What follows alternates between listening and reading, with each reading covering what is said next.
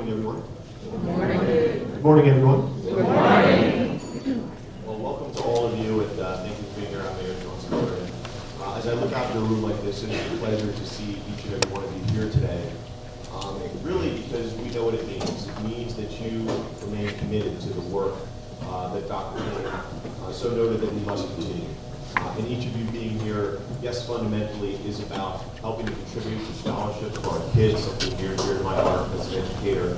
But also, it's about the service that we practice each and every day. It's the lessons we teach our children for the work that lies ahead, while we try to do as much as we can to continue that journey towards justice. We know there's always more work to be done. And with each and every young person that we instill those values, the values that Dr. King taught all of us, we know that hope still remains. We know that even though a gentleman who, unfortunately, as we know, only lived till 39 years old when he was assassinated, a gentleman who preached peace, who was silenced by hatred and violence, a gentleman who knew that the struggle only worked when we were united, when we fought together and fought for justice and equity for all. Those values, those lessons live on because we are here. Those who try to silence them fail because we are here. We know what lies ahead, but we know what we can accomplish. We see how far we have come, and that is Dr. King's legacy. So to each and every one of you, I say welcome, but I say thank you. Thank you for the work that we do. Thank you for the commitment to our children, our future. And thank you for helping to bend that arc of justice towards the future that our students deserve. Thank you very much, everybody.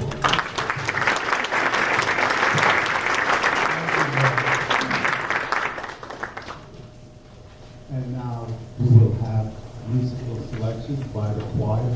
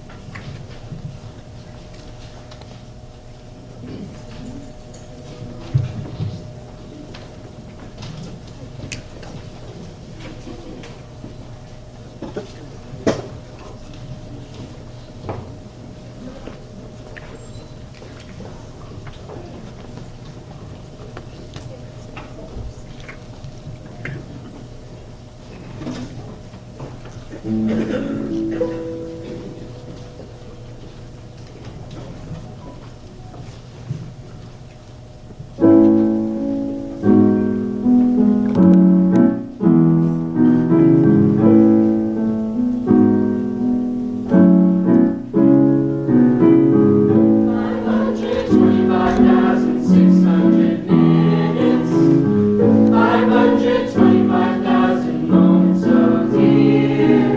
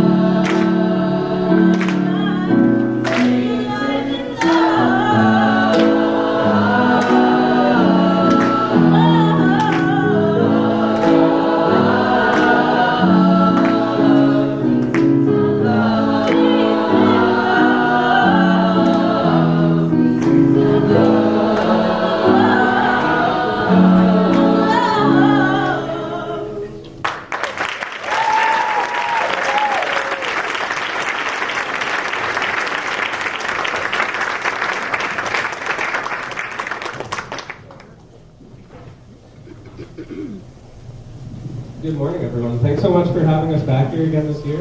This is the Montclair High School Madrigal Choir and the Honors Choir.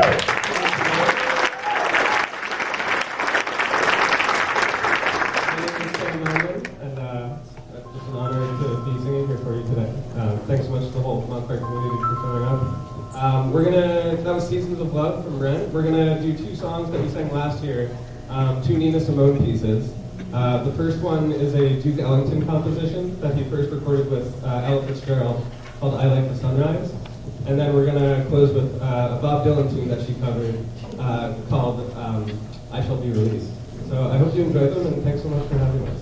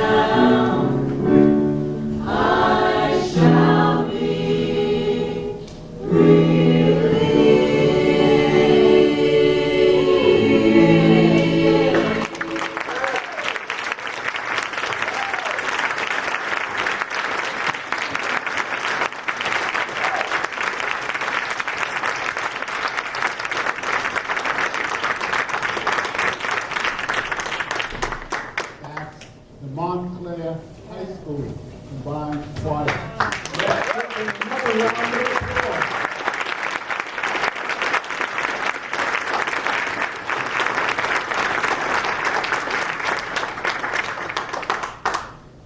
Thank you, thank you.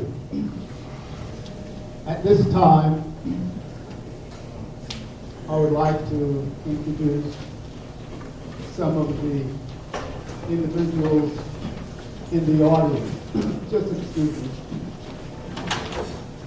We have Sean M. Spiller, the Honorable Sean, and the mayor of the township of Palmdale. I ask that you remain standing and that we can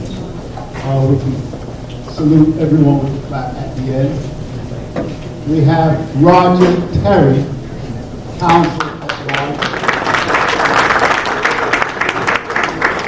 Robert J.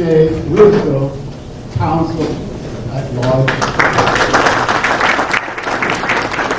David Cummings, 4th Ward.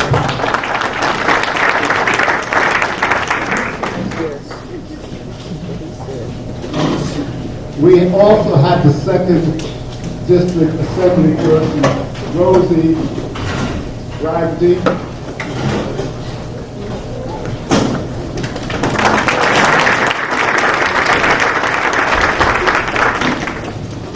The 2nd District State Senator, John McKean.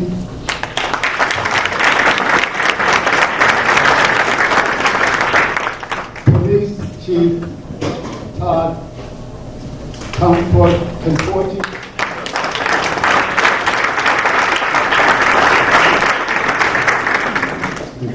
Deputy Chief Will Yan.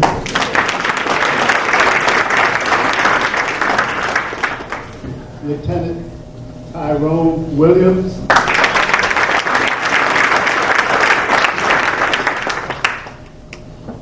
Fire Chief John Herman.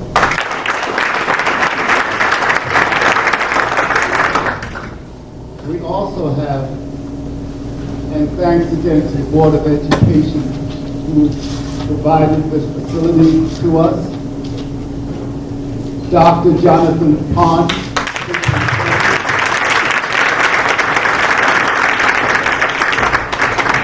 Dr. Samantha Angle, Director of Community.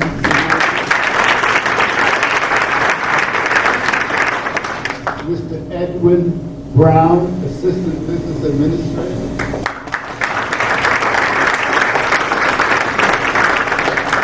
Mr. Damon Cooper, Director of Secondary Education.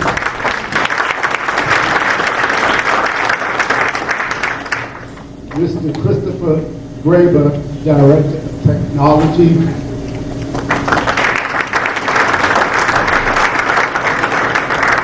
Ms. Christina Hunt, Business Administrator.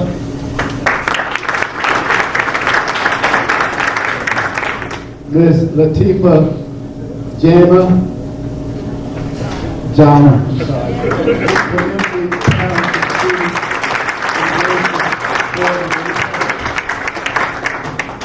Dr. Francis Bush, Principal, Bradford School. Mr. Joe, Mr. Jonathan Anglo, the Athletic Director, the Interim Athletic Director of Montclair High School. Ms. Maria Francisco, Principal, Renaissance. Mr. Jeffrey Freeman, Principal, Montclair High School.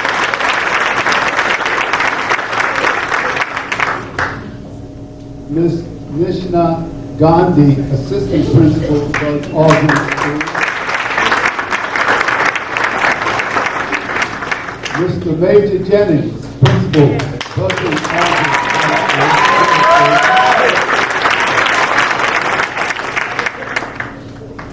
Ms. Nami Tabarbara, Principal.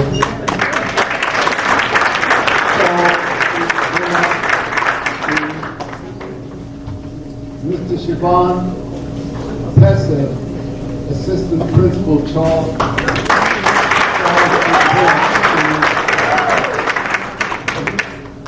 Mr. Frank Sedita, Principal, Michigan. Dr. Karen Somerville, Principal, Hillside School.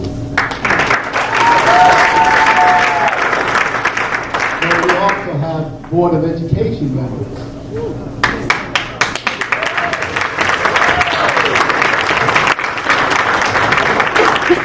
Ms.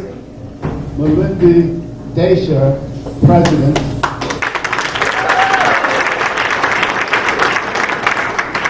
Mr. Bruce Fleischer. Mr. Scherzer.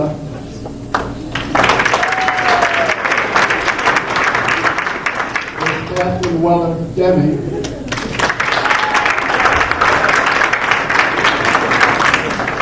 Ms. Crystal Hopkins. Mr. Ron Polknott.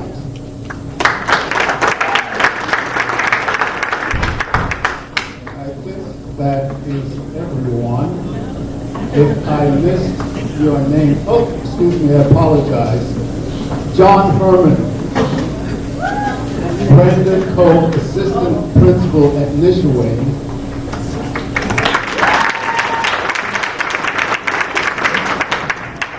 Listen, any names, please just stand and I will recognize you at this point in time.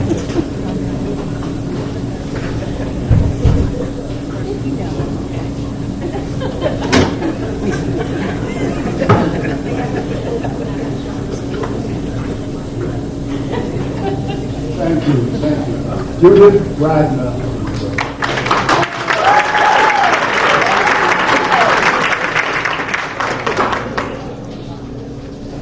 I also have not forgotten this person. We have Craig A. Dunn.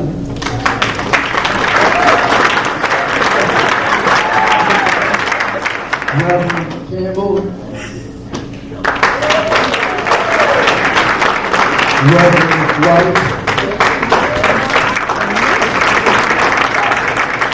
Reverend Angela Scott.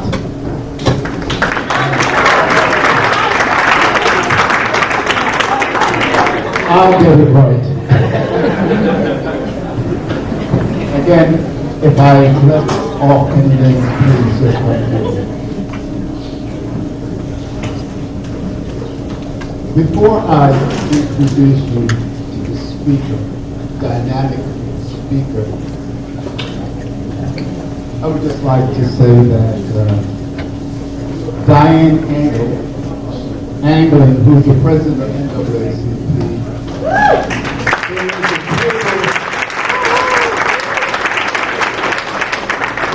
there is a table in the back to review your registration or sign up for the registration for NAACP.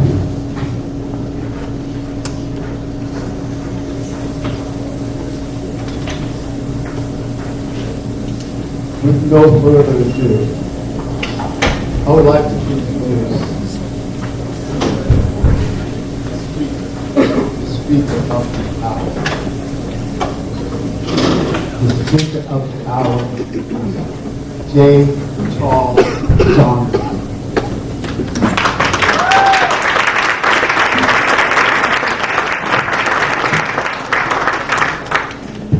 Excuse me one second.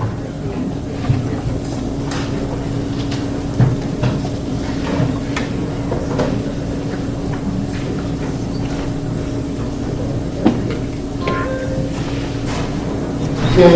Charles Johnson is a partner in the law firm of Paul, Weiss, Whitcomb, Wharton, and Charles LLP, and the former Secretary of Homeland Security from 213 to 217. General Counsel for the Department of Defense, 2009 to 2012. General Counsel of the Department of the Air Force from 1998 to 2001.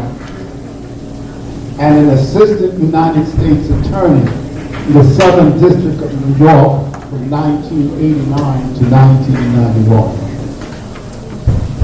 As Secretary of Homeland Security, Johnson was the head of the third largest government department in the U.S., consisting of 230,000 personnel and 22 components, including TSA, Customs and Border Protection, Immigration and Customer Service, U.S. Citizen and Immigration Services, the Coast Guard, the Secret Service, and FEMA.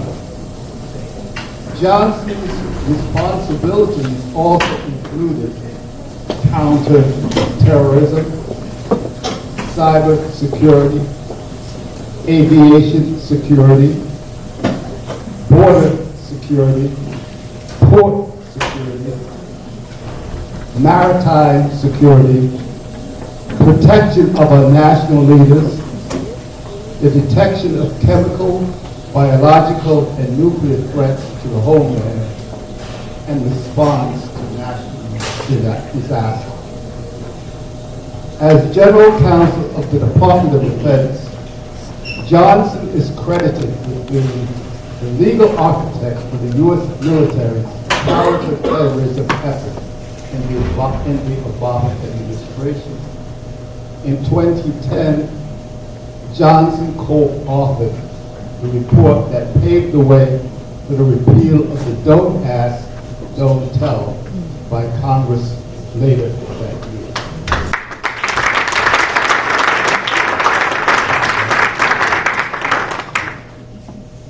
Johnson is a 2022 recipient of the Ellis Island Medal of Honor, 2021 recipient of the American Lawyers Lifetime Achievement Award as an American statesman who has devoted his career to the public interest, and a 2018 recipient of the Ronald Reagan Peace Through Strength Award, presented at the Reagan Presidential Library for contributing greatly to the defense of our nation and guiding us through turbulent times with courage and wisdom. In 2024, this year, you will receive the New York State Bar Association Gold Medal, the highest honor NYSBA bestows. In private life, in addition to practicing law, and he is still practicing law, he is on the board of directors of Lockheed Martin, U.S. Steel, MetLife, the Council on Foreign Relationships, the 9/11 Memorial Museum in New York City, and is a trustee of Columbia University. If that's not enough, Johnson is a frequent commentator on national and homeland security matters on NBC, CBS, MSNBC, CNN, Fox, CNBC, NPR, Bloomberg TV, and other news networks, and has written op-eds in the Washington Post, the Wall Street Journal, The Hill, Lawfare, and elsewhere. In 2023, the American Bar Association appointed Johnson and former federal appeal judge J. Michael Ludwig to co-chair a task force to recommend ways to promote public confidence in our democracy. In 2020, the Chief Judge of New York State asked Johnson to conduct a comprehensive review of equal justice in the New York State courts. On October 1st, 2020, Johnson issued a report with findings and recommendations, all of which the Chief Judge has committed to adopt. Johnson has debated in both the Cambridge and Oxford unions in England, and in November 2019 was conferred honorary life membership in the Cambridge Union. Johnson is a graduate from Morehouse College in 1979 and law school in 1982, and the recipient of 13 honorary degrees. It is my esteemed privilege to present to you the Speaker of the House, Mr. J. Charles Johnson.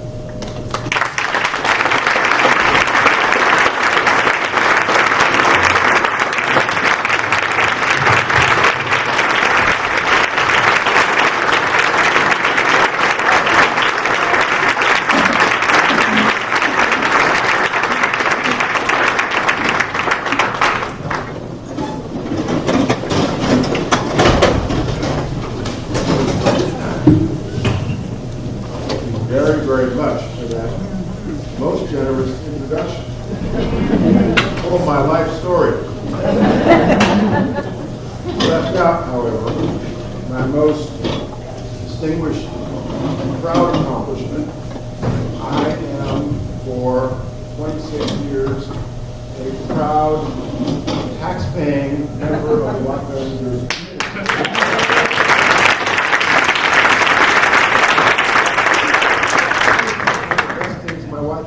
Did is to move out here from New York City in 1997. Even in Washington, our years in Washington, we kept our house here. I really love Montclair.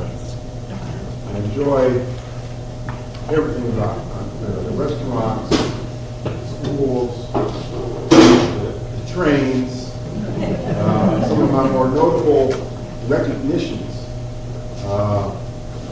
have occurred in and around trains and airplanes at Bay Street Station. Someone looks at me and says, "Anybody ever tell you look just like that guy?"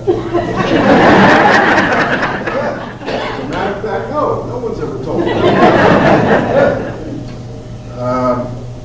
Some of you may have heard me tell the story about the time I was on the Acela.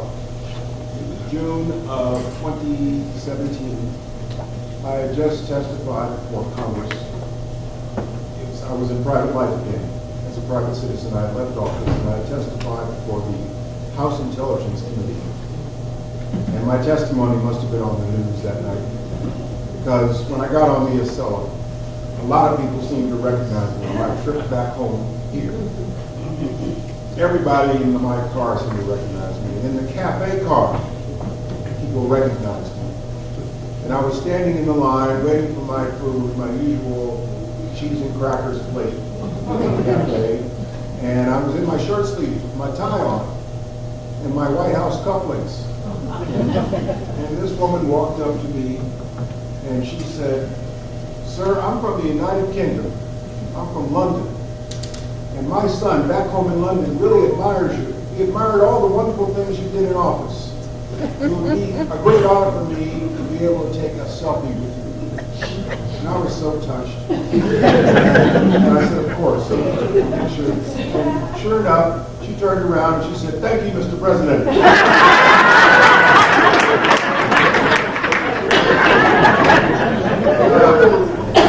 You also left out other things which I am most proud of. I do a lot. Practice law, boards of directors, but I do have a hobby that some of you know about, and it's my favorite hobby. Some people play golf on weekends, some people go to the Montclair Bath and, tennis club. I have a hobby. So the other day, I was on Harrison Avenue. I stopped at Krauser's. I walked past the laundromat, and there was a black man about my age, and he said, "Thank you for your service." And I said, "Thank you. I'm no longer in Washington." He said, "I'm not talking about that. I'm talking about WPGO." I have a radio show on WPGO. Some of you may know that. Saturdays, once a month, 8 to 10 a.m., I play all my favorites. Aretha, the Dells, the Four Tops, Curtis. I could go on and on. And I have one interview per show. I debuted in March of 2022. I started off big. I put on, as my first interview, a saxophonist who also happens to be the 42nd President of the United States. It was a great interview. Next Saturday, 8 o'clock, WPGO is going to replay the show I did for Martin Luther King weekend last year. My interview was with Ambassador Andrew Young, 92 years old, one of Dr. King's closest friends. Ambassador Young said two very notable things in that interview. First, he said something that I did not know, that Martin Luther King got a C in speech. Second, I asked him, do you think that Martin Luther King knew he was going to die? And he said, yes, he planned on it. And he said he wanted to be with sanitation workers. He said that he, toward the end of his life, wanted to be closer to the poorest of God's children. And sure enough, he was.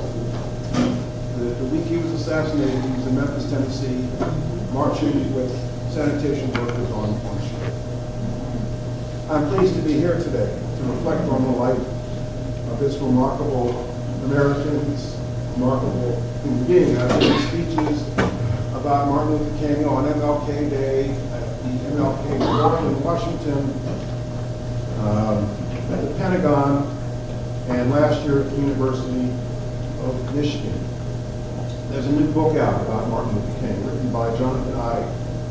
The very first sentence of the book is, to me, the most powerful sentence in the book. It talks about when Martin Luther King was first asked to lead the Montgomery bus boycott in 1955, in December 1955. And he wrote this, the very first sentence of this book. On December 5, 1955, a young black man became one of America's founding fathers. Thanks to the national holiday we observe today, and every third Monday of January, the name Martin Luther King is one of the most recognizable in America. I never met Martin Luther King. I was 10 years old when he was assassinated, but I have two personal connections to Martin Luther King. First, my grandfather was a sociologist in the 1940s and 1950s, and president of Fisk University from 1947 to 1956. A month before he died, in October 1956, my grandfather wrote an essay in the New York Times Magazine section, A Southern Negro's View of the South. My grandfather lived his entire life in the Jim Crow South. He died in Louisville, Kentucky, on a layover at a train stop on the way to New York City. But before he passed away, he wrote this article. He got a lot of letters and accolades for writing this essay in the New York Times in September of 1956. One of them was from a 26-year-old pastor from Dexter Avenue Baptist Church. This is just, dear Dr. Johnson, this is just a note to say that I have just read your article that recently appeared in the New York Times. It is the best statement that I have read in this whole area. You evince a profound grasp of the whole subject. You combine in this article the fact-finding mind of the social scientist and the moral insights of a religious prophet. I love that. Sincerely yours, M.L. King, Jr., Minister. I have the original of this at home. Second personal connection. Martin Luther King was a graduate of Morehouse College, 1948. I am a graduate of Morehouse College, 1979. There's a graduate of Morehouse College, 1989 back there. I was at your commencement. When I got to Morehouse in 1975, there were still people on the faculty of Morehouse who had taught Martin Luther King Jr. Martin Luther King Sr. would preach a sermon at Morehouse College every once in a while. You could still feel Dr. King's presence on campus. As a matter of fact, cover of your program has a photograph of Dr. King at Morehouse College when he was a part-time lecturer there in religion. In January 1978, my best friend at Morehouse and I were invited by my classmate, Martin Luther King III, a lifelong friend, Marty King, to come to his mother's house, 34 Sunset Avenue, to talk about a march the next weekend to march for a state holiday for Martin Luther King in the state of Georgia. I showed up at Martin Luther King's home in a t-shirt with a bunch of other college students, and were greeted by Mrs. King. I'll never forget the image of Coretta Scott King bringing out cookies and tea from her kitchen to serve college students. My best friend and I had the bright idea of inviting our political science professor, Dr. Rashid Holloway from Sierra Leone, to come to Mrs. King's home to talk about a holiday for Martin Luther King's birthday. And she talked about her grand vision of a birthday for Martin Luther King. And Professor Holloway, uninvited, decided to offer his views about a holiday for Martin Luther King's birthday. And I'll never forget his words. Mrs. King, I don't understand why we need to have a holiday for Martin Luther King's birthday. What are black people going to do? They're just going to barbecue. And Mrs. King, you can see, was getting rather annoyed with Professor Holloway and said words to the effect of, I don't need a professor from Sierra Leone lecturing me about Martin Luther King and his birthday. And by the way, who invited you? Well, under the couch.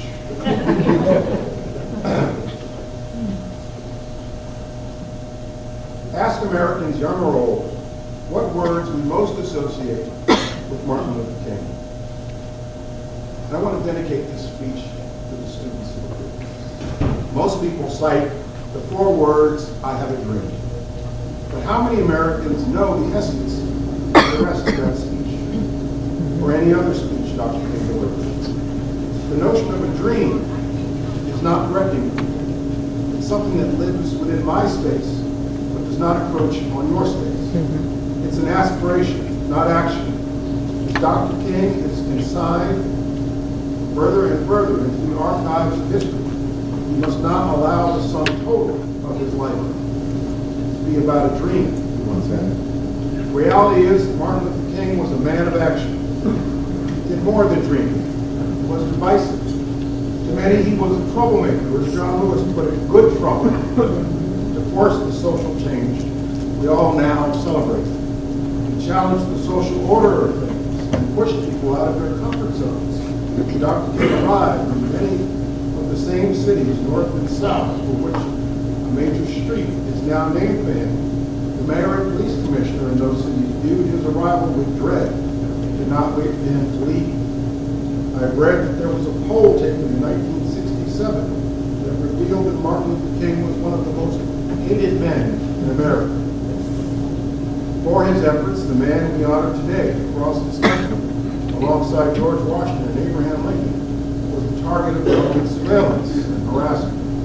He was jailed numerous times and the target of racist insults, bricks, bottles, numerous death threats, the knife attack in Harlem in 1958, and finally he was murdered in Memphis in 1968. One of the most remarkable things about this man was the huge impact he had on our country. Though he lived just 39 years and his career as a civil rights activist spanned a little more than just 12 years. from a point at which he was just 26 years old, younger than my own kids are today. I believe those 12 years can be divided into two chapters. The first chapter began with Montgomery bus boycott in 1955 to 1956. Basically ended with the Selma to Montgomery March in March 1965. During the first phase of his career, from 1955 to 1965, Dr. King focused the nation's attention on racial discrimination that could be ended by changes in law. The Montgomery bus boycott ended after a Supreme Court decision. The demonstrations at Birmingham and the March on Washington in 1963 led to the Civil Rights Act of 1964. The Selma to Montgomery March led to the Voting Rights Act of 1965. Equal access to buses, schools, lunch counters, movie theaters, jobs, and the ballot box. But after Selma, Dr. King did not stop. He began the second phase of his career to take on the challenges that could not be remedied by changes in law. From about 1966 to the day he died in April 1968, Dr. King devoted himself principally to two very ambitious agendas: fighting poverty and promoting world peace. In 1966, Dr. King and his wife and 4 kids literally moved to Chicago and rented an apartment there. While there, he shoveled garbage to demonstrate the need for better living conditions in urban America. In the final months of his life, Dr. King devoted himself to the grand plan of a Poor People's March on Washington. On January 15, 1968, his last birthday alive, he presided over a meeting in the basement of his church in Atlanta and talked about a grand assembly of Black Americans, Native Americans, organized labor, Appalachian whites that would converge on Washington later that year to demand that the richest nation on earth address the poverty in its midst. On the final weekend of his life, Dr. King delivered a sermon in which he reminded us that every American is endowed by his Creator with certain inalienable rights, among those the right to life, liberty, and the pursuit of happiness. But if a man does not have a job or an income, he has neither life, liberty, nor the possibility for the pursuit of happiness. He merely exists. On the final day of his life, Dr. King was in Memphis, Tennessee, as you heard me say earlier, to lead a civil rights march. Not lead a civil rights march, but support a garbage workers strike. On the final night of his life in Memphis, Dr. King delivered one of his best-known speeches, in which he predicted his own death, the famous "I've been to the mountaintop" speech. What is less known about that speech is that it was largely an address about economic power and the effectiveness of an economic boycott. The most controversial and difficult stance Dr. King took the final year of his life was against the war in Vietnam. Other civil rights leaders turned on him and urged him to remain silent on the issue, not to alienate President Lyndon Johnson, the best and most powerful friend they had in civil rights. But Dr. King said that he'd been fighting segregation too long to segregate his moral concerns. Martin Luther King hated violence. He preached the inherent insanity of all wars. So beginning in April 1967, in his speech at Riverside Church in New York City, exactly 1 year before he died, Dr. King, the Nobel Peace Prize winner, made impassioned pleas for ending the war in Vietnam. From the gospel song "Down to the Riverside," Dr. King repeated the line, "I ain't going to study war no more." I cannot help but think about the situation in the Middle East today when I quote his words. Quote, "Violence is the descending spiral, begetting the very thing it seeks to destroy. And that returning violence for violence multiplies violence, adding deeper darkness to a night already devoid of stars.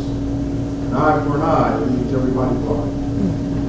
In the final days of his life, Andy Young and others reported that Dr. King had become disillusioned and depressed. I've heard that a day or two before he was assassinated, Dr. King telephoned his church secretary and told her that he intended to deliver a sermon that next Sunday entitled "Why America May Go to Hell." great irony of today is that Mrs. King's dream of a national holiday for her husband has become reality. Meanwhile, Dr. King's dream of a world at peace with itself has not. War goes on, poverty persists, racism persists, but America has not gone to hell. Some of our finest moments as a nation occurred after Dr. King's death on April 4th, 1968. A year later, we landed a man on the moon. American innovations in technology have taken the world to new and then unimaginable heights. With an iPhone, you can now hold the entire world in your hand. A black man, first named Barack, was twice elected president of the United States. Today, a black woman named Camilla is vice president of the United States. And today's pastor of Dr. King's Ebenezer Baptist Church in Atlanta is also the twice elected United States Senator from the state of Georgia. Much of this is due to the service and sacrifice of the remarkable human being we honor today. I close on a note of optimism. What was it that Martin Luther King found so compelling in my grandfather's essay from 1956? I suspect it is one passage which I quote all the time from my grandfather living in the Jim Crow South in 1956. It is variously expected that Negro Southerners, as a result of their limited status in the racial system, would be bitter or hostile or impatient or indifferent. They are typically none of these. Bitterness grows out of hopelessness, and there is no sense of hopelessness in this situation. However uncomfortable and menacing and humiliating it may be at times.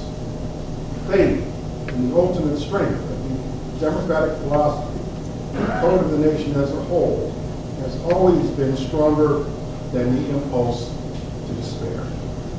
I believe those words. It's in my DNA. Last thing I'll say is for the high school students here. Some of you may not grow up to be civil rights legends, or cabinet secretaries, or lawyers, or teachers, or doctors. I once asked my father, Dad, when I was growing up, I asked my dad, how does a person who does not become rich and successful be happy? My dad told me a story about the mailman. The mailman that every day came to his office and was happy about his work, happy in his work. He would walk in the door and shout with great glee, "Mail's here." How many of you ride the 531 train from New York Penn Station to Montclair on weekdays? The conductor on the 531 train from Penn Station to Montclair gets on the PA system and he's happy. He's happy when he says, "This is the Montclair local, local, local!" Shouts off the stations. Every day I see him, I get off the train and I say, "I love the way you do your job." He says, "I love my job." Martin Luther King himself said it best in this quote. "If a man is called to be a street sweeper, he should sweep streets as Michelangelo painted, or Beethoven composed music, or Shakespeare wrote poetry. Sweep streets so well that all the host of heaven and earth will pause and say, 'There lived a street sweeper who did his job well.'" Thank you very much.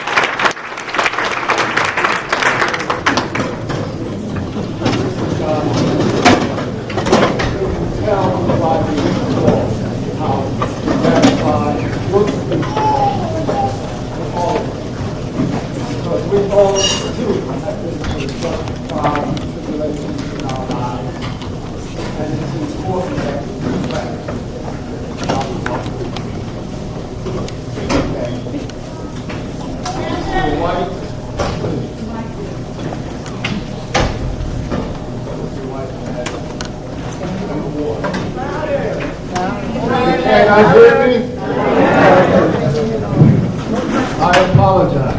Mr. White, please.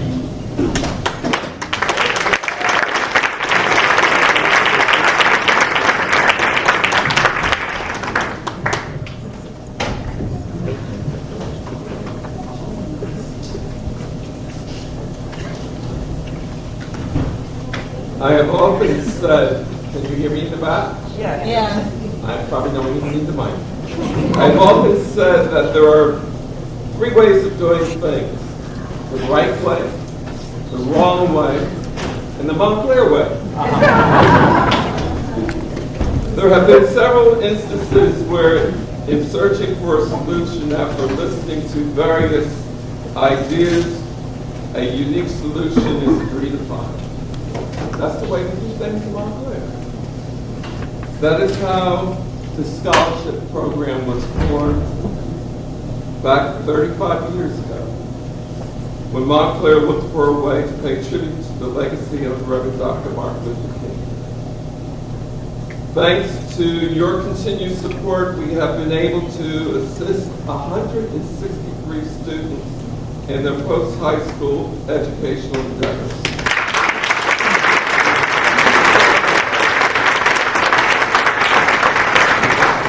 If you haven't already done so, I want to draw your attention to the letter in your program in the center at the end of the book awards. Christine Dargan, a graduate of Montclair High School, has written a lovely letter thanking you for the support that you have given her while she was at Montclair State, and letting you know what she's now doing currently thanks to your financial support. With the help of several volunteers who are trying to get our alumni to do something similar, so in the future you'll be seeing a summarization as to what your financial aid has been doing for the graduates of Montclair High School. For the current high school seniors, some of you I imagine, all high school seniors that will be seeking financial aid should start completing their FAFSA form now.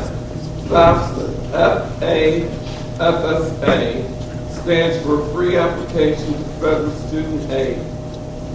This form is a required component of the Montclair Scholarship Fund application, as well as a component of other scholarships that a senior high school student may be applying for.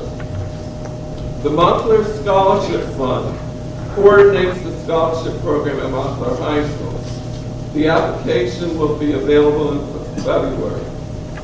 Completion of this application will qualify Montclair High School seniors to be considered not only for this scholarship, but to any of the scholarships awarded at the Senior Awards Assembly. Directions can be found on the Montclair Scholarship website.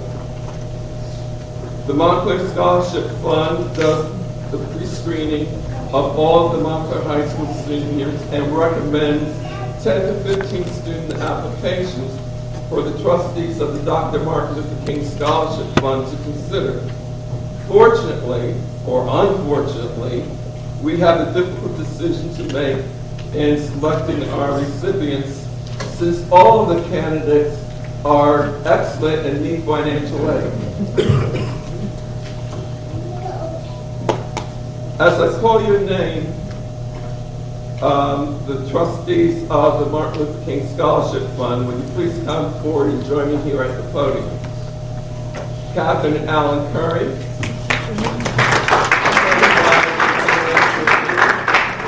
Yvonne Knight, appointed by the Board of Ed, could not be here. She has knee replacement. Carol Brown, at large. As the treasurer until this year for the past 34 years. She's happy to just here. Florence Deming, at large.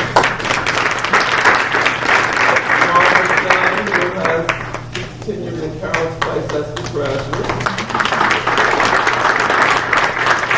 Catherine Nicholas has ailment, so she's not here. And Reverend Scott Samler Michael from the Montclair Interfaith Church.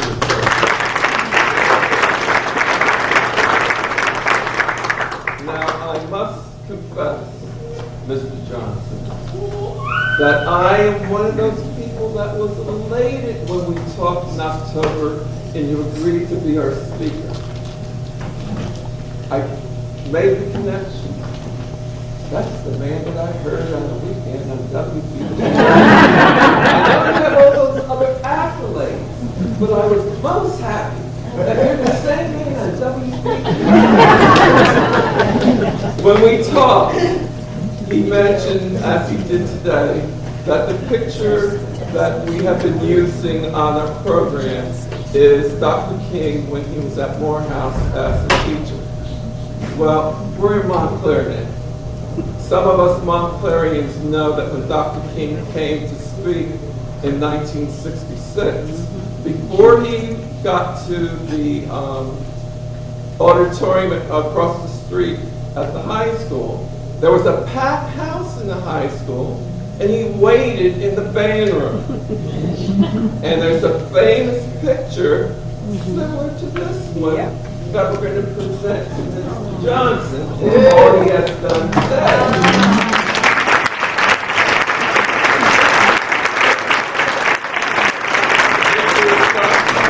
Waiting in the band room to address the audience at the auditorium, and the gentleman who can't find his name is his bodyguard.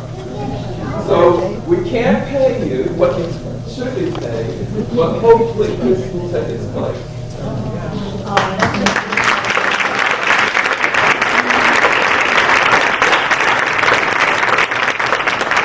As everyone takes their seat, there's a few other people that need to be thanked.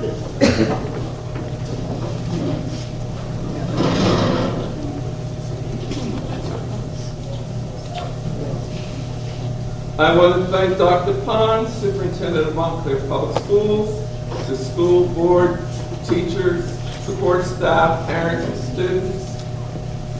You do a lot educating the children of Montclair.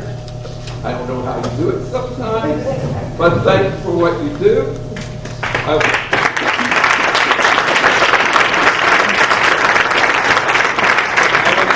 give a special thanks to Rick Gerhardt, Station Manager of TV34.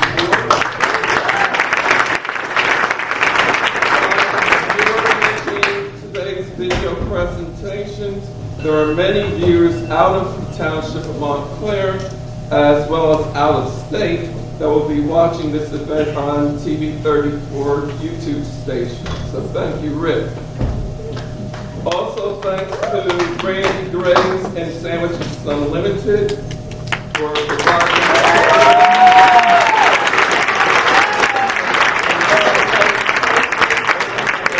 enjoy your food.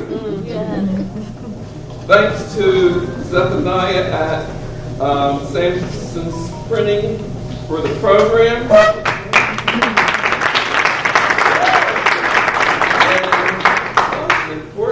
For the first time, MC Mr. Victor Deming, thank you for what you did. And finally, everyone, please don't forget that this afternoon or at noon, there's a Martin Luther King celebration at St. Paul Baptist Church. It is sponsored by the Montclair African American Clergy Association, the NACP, and the Montclair Interfaith Clergy Association. Thank you. Hope to see everybody same time, same place next year.